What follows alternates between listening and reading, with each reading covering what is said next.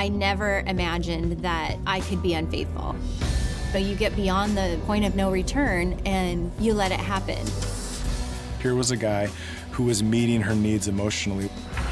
Things seemed a little bit distant, and I wasn't sure why. Secrets are extremely dangerous in a marriage. I hadn't had a first kiss with a woman in a long time. It was pretty intense. I never thought that Ace would cheat on me. It was just such an adrenaline rush that I didn't want to come down off of that high.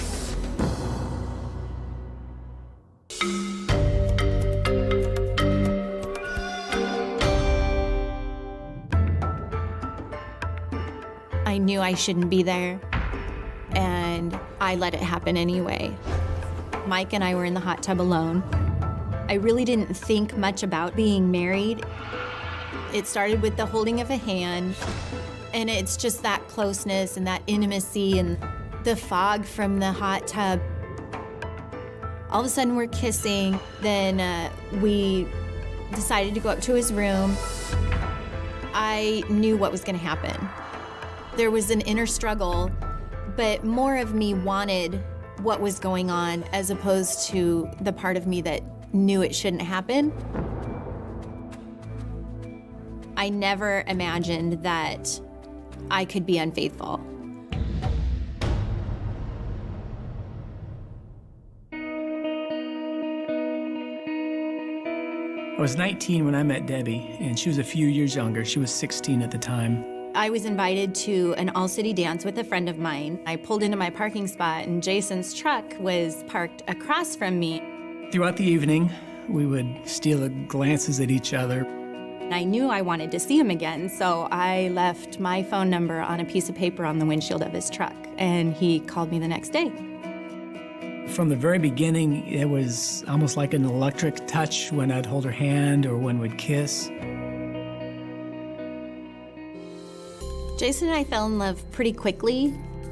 As the relationship was growing deeper and deeper, I really began to visualize myself marrying her and living with her forever. He was everything that I knew I wanted, and I knew right away that he was the one.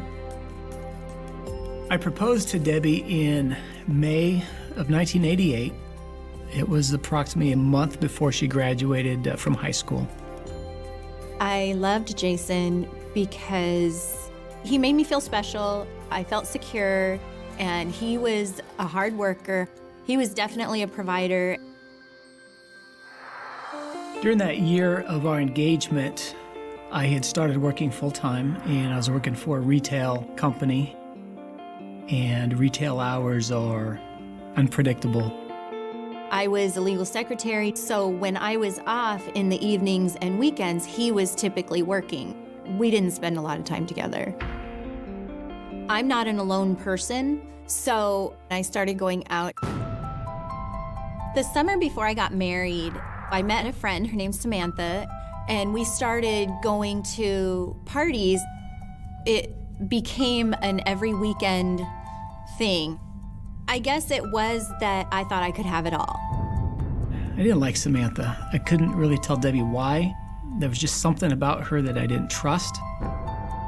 Jason definitely didn't like the fact that I was starting to go out, but I think at that time, he was wanting me to figure out what I wanted for myself.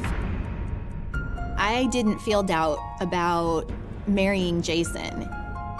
That is what I wanted for myself long term, but I also was having a lot of fun.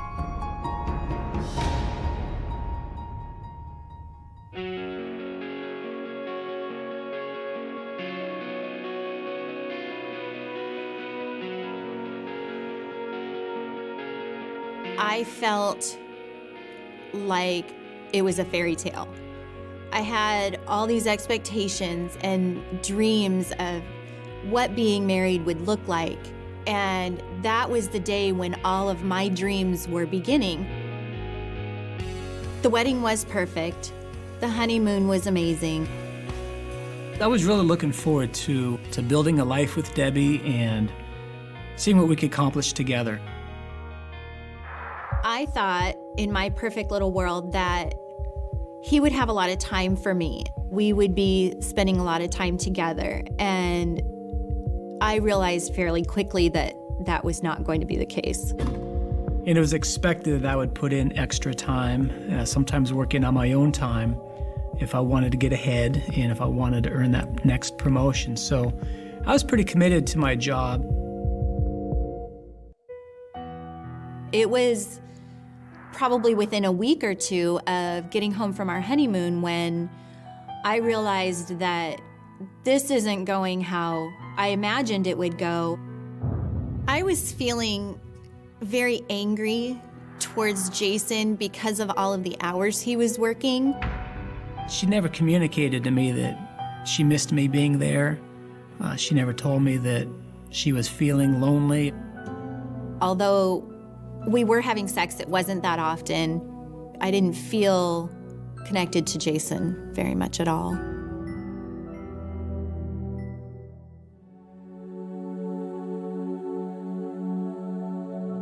When I met Jason and Debbie, neither of them had an effective way to communicate with one another. And so because of that, the odds were pretty stacked against them. It was extremely difficult for me coming to the realization that, you know, this is going to be my life. That's when I called Samantha and said, okay, what's going on tonight? Where's the party? Let's go. The parties that we used to go to were at a guy named Mike's house. The first party at Mike's house, there was a lot of people there. There was lots of alcohol. I knew that Mike was attracted to me because of the extra attention that he paid towards me. The flirting never stopped. Mike didn't care if I was married or not married, and I didn't think about Jason or being a wife. It was almost like I wanted to escape that. I think I had an expectation that when I got home, especially if it was late at night, she better be there. And I remember feeling a little bit left out, but I think we avoided talking about it a lot, and I just kind of stuffed my feelings. I actually went looking for it, and I knew that if I continued to go to the parties, that something eventually would happen. After we got married, my needs weren't being met with Jason at home as far as attention and time and even physical needs. So I started to think that possibly the needs could be fulfilled with Mike outside of my marriage with Jason.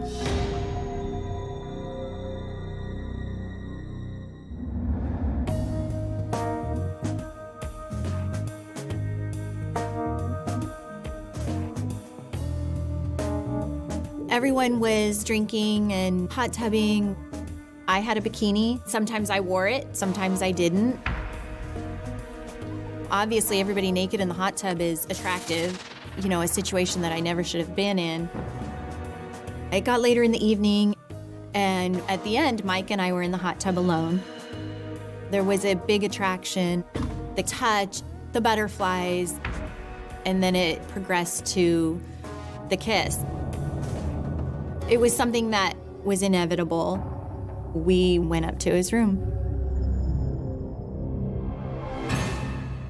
It was kind of like a drug.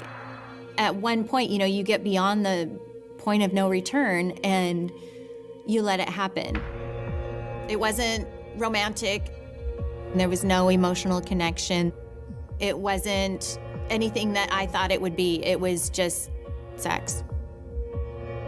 Right after I got up, got dressed, and left, I couldn't believe what I had just done, and I couldn't get out of there fast enough.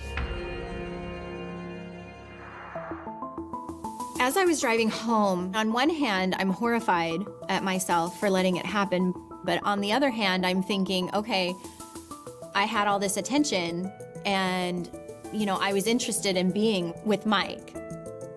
Debbie went to Mike because of a misinformed belief of what a true emotional connection with somebody was about. She did have Jason waiting at home for her. She did have the ability to have a potentially good connection with Jason. But it wasn't this fairy tale that she thought it was gonna be. When I got home, Jason was already asleep. And I just changed my clothes and got into bed. I felt so much guilt that I almost couldn't take it. I couldn't sleep, tossing and turning, tons of anxiety. I felt like I was gonna throw up.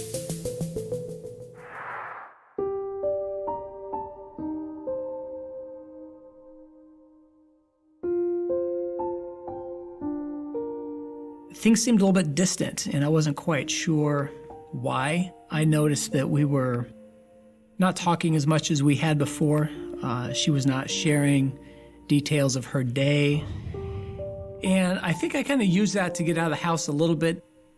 I just wanted an escape, and I thought work was a good way to do that. I think the role that Jason played in Debbie's infidelity was one in which, while he was a financial protector and while he worked hard to provide for her, he was an emotional protector. And I think that's based on how he was raised. He was raised to work. He wasn't raised to relate. I had rationalized in my head that Jason wasn't interested anymore. So I would see Mike on the weekends. I was pretty confident that Jason wouldn't find out. He was busy at work. He didn't ask questions. It was like two ships passing in the night. Mike filled a void. Some of the things that I expected of Debbie was, first of all, that I would know where she's at and what she's doing and who she's with. And sometimes she wouldn't communicate those things with me, but it just never crossed my mind that she would stray. When Debbie was right in the middle of the affair, while she had the guilt and remorse, she also had this new connection, this way that she was getting fed emotionally. And those two were in great conflict, and I think ultimately one was winning out over the other. I had been seeing Mike 5 or 6 weeks, maybe 7, and I finally got to the point where I knew it couldn't continue. The 2 different lives that I was living was a constant struggle. On one hand, I wanted to be married to Jason, but on the other hand, we got married so young, and I didn't really feel like I was able to live my life before I got married. As Debbie's guilt and remorse came into play, I think she slowly started recognizing this is not right what I'm doing, and it's going to lead to a divorce. I decided in my head that it was done. I wrote Mike a letter. In short, I just wanted him to know that it was over. I could only go on for so long fooling Jason. I thought that I could end it and that Jason would never have to know.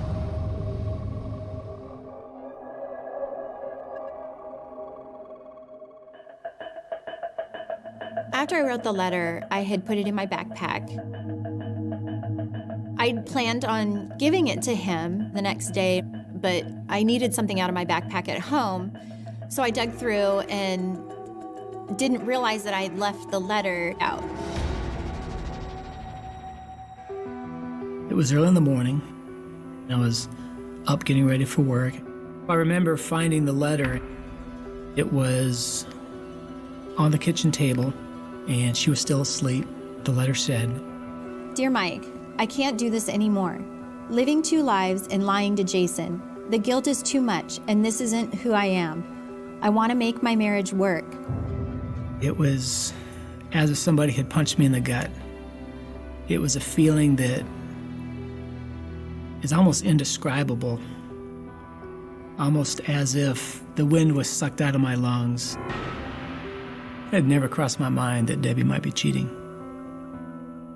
I started crying, and all these thoughts and emotions were going through my mind, and really wasn't sure what I was going to say. I remember she woke up and looked at me, and as I remember the look on her face,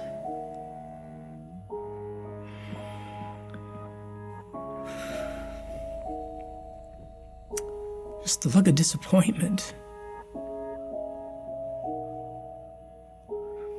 It still hurts.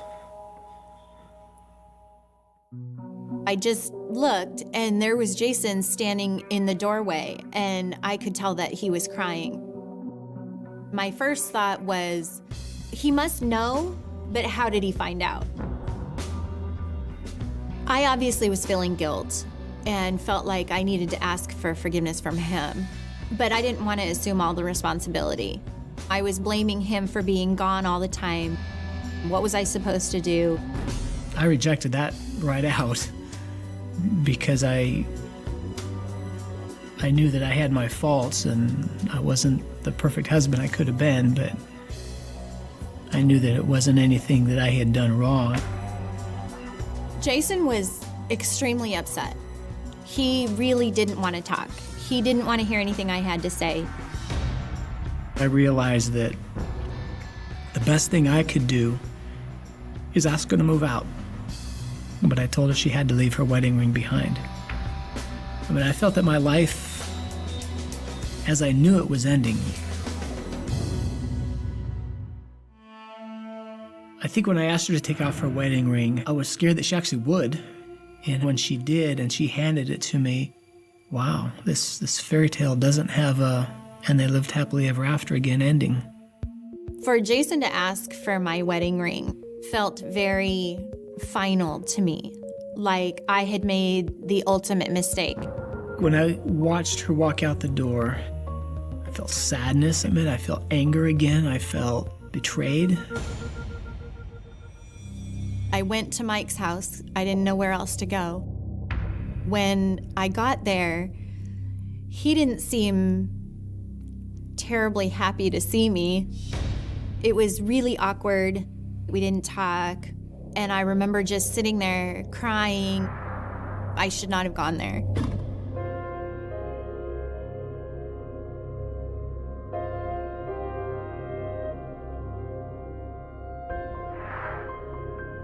Jason was on his way to the hospital. His lung had collapsed. He couldn't breathe, and his other lung was almost collapsed. And he had to go into surgery right away. All of a sudden I'm thinking, wow, okay, so I'm on my deathbed if they don't fix me, and Debbie is gonna be a widow.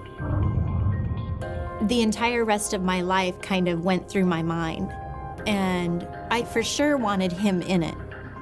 This was a huge wake-up call for me. The affair was the worst thing I could have done.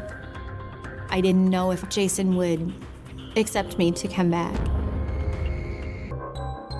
I rushed to the hospital. I was scared that he wouldn't make it through and I wouldn't have a chance to show him how much I loved him.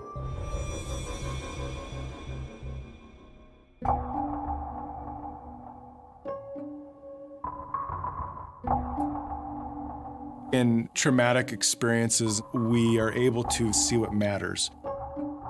When Jason was sent to the hospital, it took that incident to sharply bring in a future focus in her mind. When I first saw Jason after the surgery, I apologized and told him I couldn't believe I hurt him that bad and understood the pain that I had caused, and if he took me back, that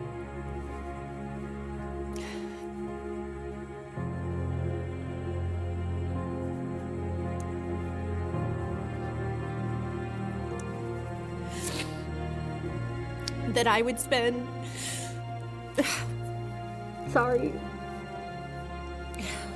that I would love him and that he was the most important thing to me, and I would spend the rest of my life convincing him of that. We had not dealt with all the issues that were facing us with the infidelity and everything that entailed, but I wanted this marriage to work. Coming home from the hospital with Debbie marked a new beginning in my mind. Debbie had suggested that we see a counselor.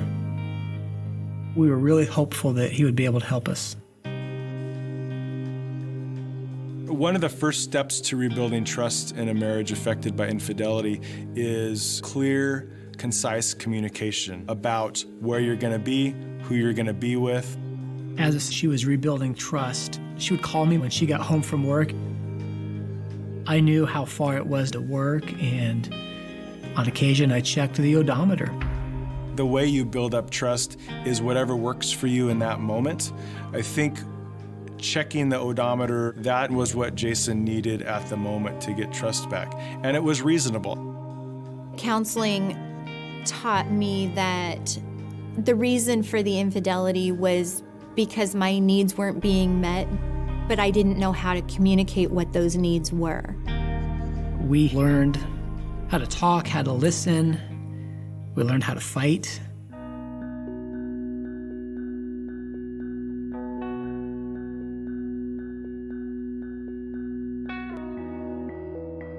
There's no doubt in my mind that we made it. We have 4 amazing kids, and we are enjoying life to its fullest. They say you can forgive and forget, but you don't forget. You can forgive, but you don't forget. I think the most difficult part about the infidelity was forgiving myself. I had decided that this marriage was worth it, so I forgave Debbie for being unfaithful. And that's just a huge thing. But Jason forgave me long before I forgave myself. Our commitment to one another taught us that not only could we survive that, but we could survive anything. She's the most important person to me, and I make her feel that way. That helps us keep our love strong.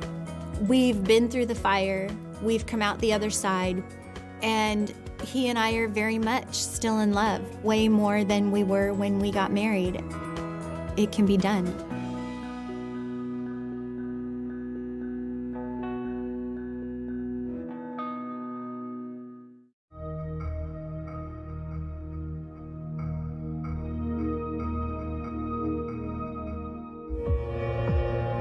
It was just the two of us at the radio station alone.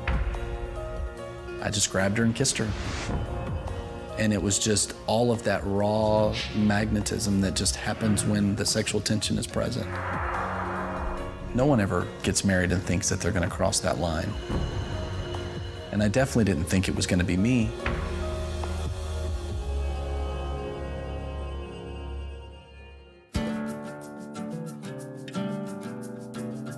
Ace and I met in college.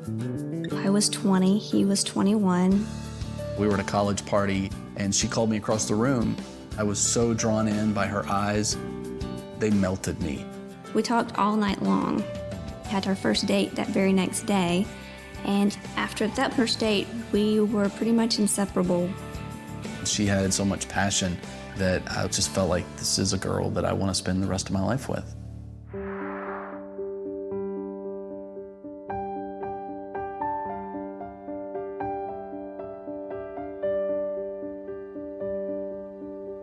My wedding day was spectacular. We danced and laughed. I can't remember being more in love. When she walked down the aisle, I was blown away. I'd found my true love. I was very excited about starting our future together.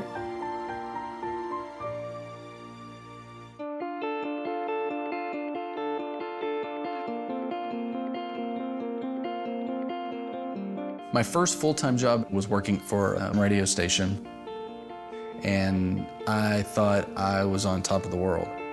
After I got married, I was a preschool teacher. We knew we wanted kids, so about 3.5 years into it, we decided that we would try. Our first daughter was born on January 9th, 2001. We named her Lennon. I remember going down to the nursery and standing there for hours. I thought, that is my baby girl. I had always wanted to have a daughter. That was my dream.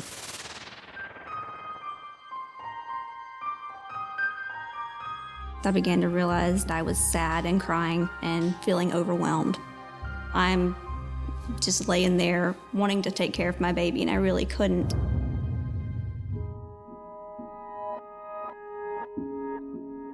When I first met Bethany, she was suffering from postpartum depression, where the hormonal changes interfere with the mother and the child's ability to bond. And then those symptoms of isolation and withdrawal start to become more prominent.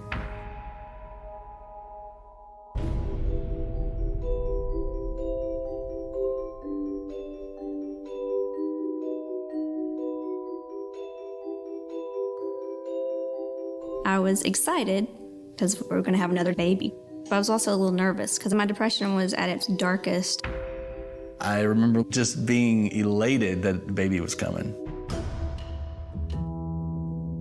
Our second daughter was born September 20th of 2003. We named her McCartney. She was 4 weeks early, and the cord was wrapped around her neck. Within an hour and a half, they had taken her away from us. Her lungs were not expanding. It was incredibly stressful, watching her chest cave in and out while she's struggling for air because her lungs never fully developed. When McCartney finally got to go home, she was 9 days old, and it was scary to take home this little bitty baby. They gave us a nebulizer to help her to breathe, and we would have to give it to her 4 or 5 times a day. So my whole world revolved around whether or not McCartney could breathe well. I didn't get to spend the time with Lennon that I needed to spend with her, and there certainly wasn't time with Ace. It was very taxing on me.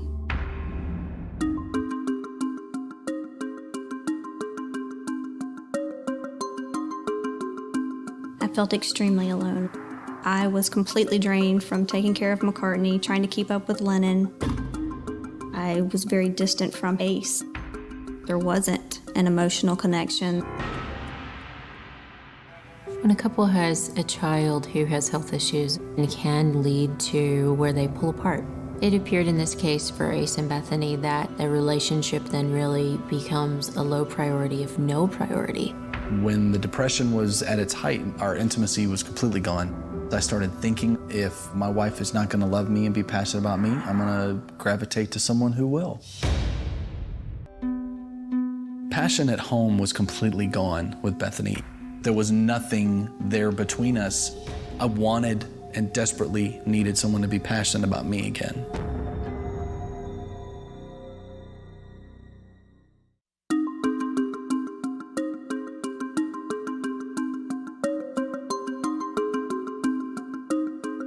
After we had Lennon and McCartney, I went from a normal 8-hour day to working 12 to 15 hours a day. Christy was hired to come in and be my co-host. Christy was a single mom. As she and I got to know each other, we realized that we had a lot of things in common. So it was very easy for us to gravitate into conversations about deeper things than just the show. Christy and I became friends. We would go shopping, we would dye each other's hair. She was having trouble finding childcare, and so I offered to watch her daughter for her. Christy was over at the house every day, dropping off and picking up her daughter, which meant that the three of us were hanging out a lot. The more we got to know each other, the more of a connection we had emotionally, the more our conversation started to turn into a flirtation. I really started to find myself attracted to her for 4 hours every morning. It was just the two of us. It seemed like there was just this huge sexual tension in the room at all times.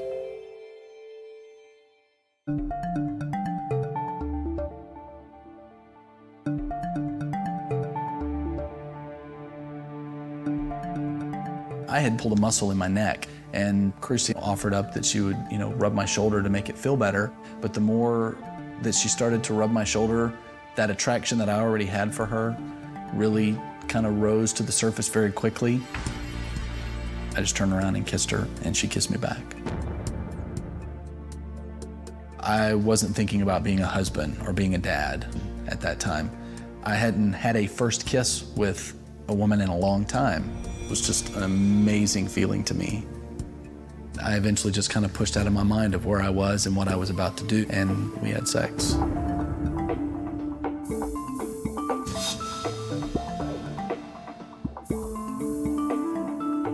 Workplace affairs often begin simply because of the amount of time people spend together. They start to make a connection emotionally, and then boundaries get crossed, and people don't realize what's already started to happen. I was disappointed that I'd allowed myself to be in a situation that I would let that happen. I would let my guard down because I still loved Bethany. I remember feeling guilty driving home. I tried to go in and act as if nothing was wrong. Laying next to Bethany after that first time was very awkward for me because there was part of me that was still turned on by the thoughts of Christy. But I desperately wanted to be good. I wanted to do the right thing. But it's just such an adrenaline rush that I didn't want to come down off of that high.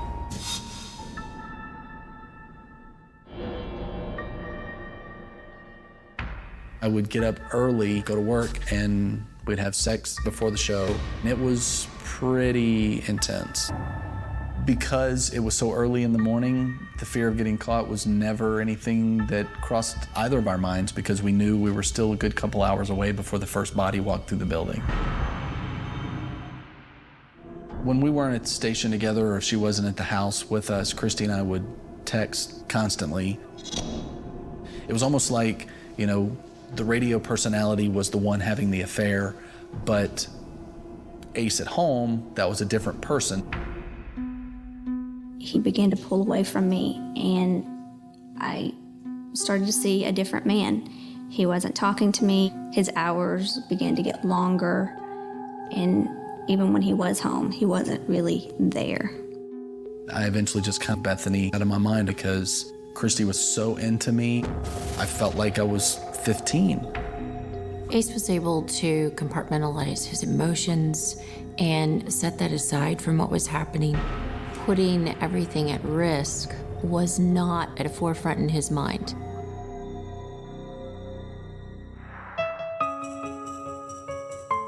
Christy was over at our house every day. She was picking up her daughter and staying for dinner. I remember it was incredibly awkward and weird, the three of us hanging out. If Bethany was cleaning up from dinner or something, we might sneak a kiss. I wasn't looking to leave Bethany, but I was falling in love with Christy. I began to notice some signs that they seemed rather close. When she was leaving one day, they leaned in for a hug that just seemed to last a little too long. I didn't want to be the jealous wife, but I felt very suspicious. I took it upon myself to go through his emails, and that's when I found chat messages and emails that started to clue me in that there was something more than just co-host. I immediately knew, and I was devastated. Everything about what I thought to be true was completely yanked out from underneath me. I never thought that Ace would cheat on me. I was broken because I knew that there was no coming back from this. My husband had cheated, and I had nothing. I'd been a stay-home mom.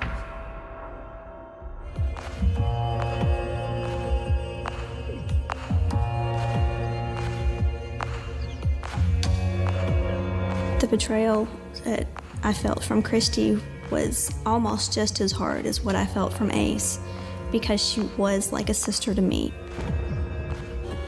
I was furious with him for doing it and furious at myself for not seeing it sooner. I confronted Ace about the emails, and he denied it. I tried to let him think that I believed him just because I wanted him to dig his own grave. I was very angry that she went into my email. She was on to me, but I didn't know what to do. I wanted the affair to end. So I called and told his boss what was going on. I actually mailed him the emails. He was just shocked. He couldn't believe that Ace, the man that had done so much for this radio station, had had an affair.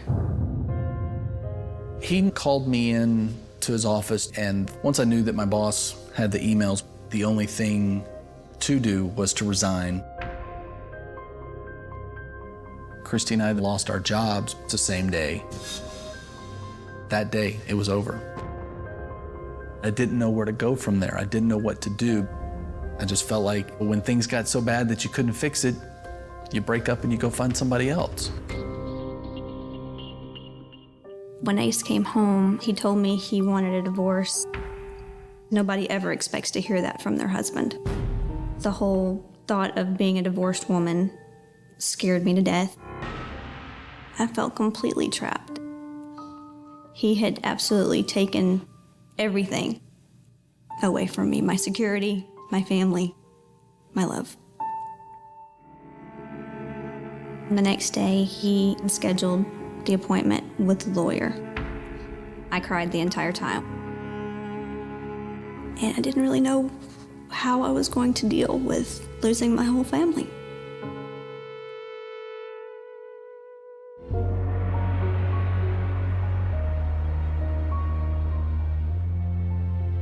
The paperwork was being drawn up for the divorce, and Bethany and I were still living in the same house, but those were the moments of clarity that I started to see this house is empty without my family, and that my girls weren't gonna be around to see me every day, and I wasn't gonna get to hug and kiss them and tuck them in at night.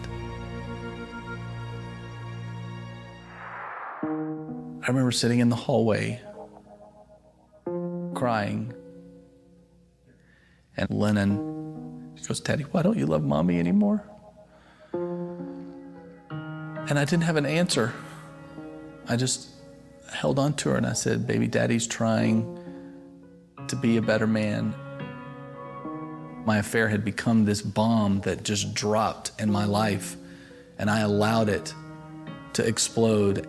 And I realized that I had not just shredded Bethany, but now it was affecting my daughters.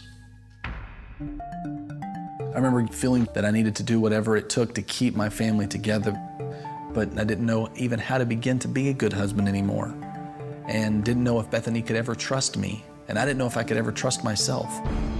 Most marriages can be saved if all the lies and all the secrets are brought out and the marriage is given the time it needs to heal and the partners can rebuild trust.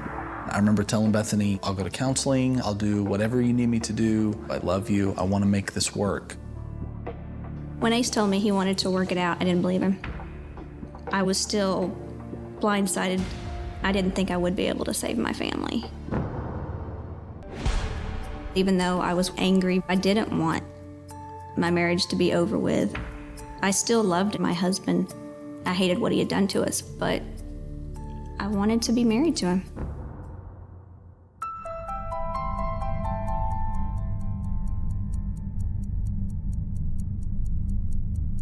It's very difficult to know exactly when to keep working on the marriage and when to stop fixing it. They really have to face the infidelity to move forward. Yes, I failed, I made a bad choice. If nothing else, I should have some dignity and respect as a man. And I never did that. I was busy trying to hide all of my selfish wants and desires. Therapy was good for me in that it made me realize communication is incredibly important. I need to tell Bethany what I want. I've learned that it's part of my job is to make him feel important as my husband. But I also needed to take care of myself. Bethany's depression manifested in the marriage with the isolation and pulling away. Since starting medication, Bethany has been better able to manage the depression and recognize symptoms of knowing when she's starting to isolate. Rebuilding trust with Bethany was difficult, but became easier as we just started to replace bad habits with good habits. You know, doing things like when I get home every day, I'd walk straight to Bethany, give her a big hug and a kiss, and tell her I miss her and I loved her. I trust Ace again. There's moments where there's always going to be some kind of lingering doubt. But Ace and I opened up in every way. He lets me see his email and text. The biggest thing with earning back trust is time. Time without lies, time without secrets, and open communication. I have forgiven Ace. If I had held on to the hurt and the pain, then it would have made me a more angry, bitter person. And that's not good for him, it's not good for me, and it's not good for our children. It's pretty overwhelming in thinking that she's been able to forgive me for all of the pain that I've caused her. It reminds me of just how an amazing woman she really is.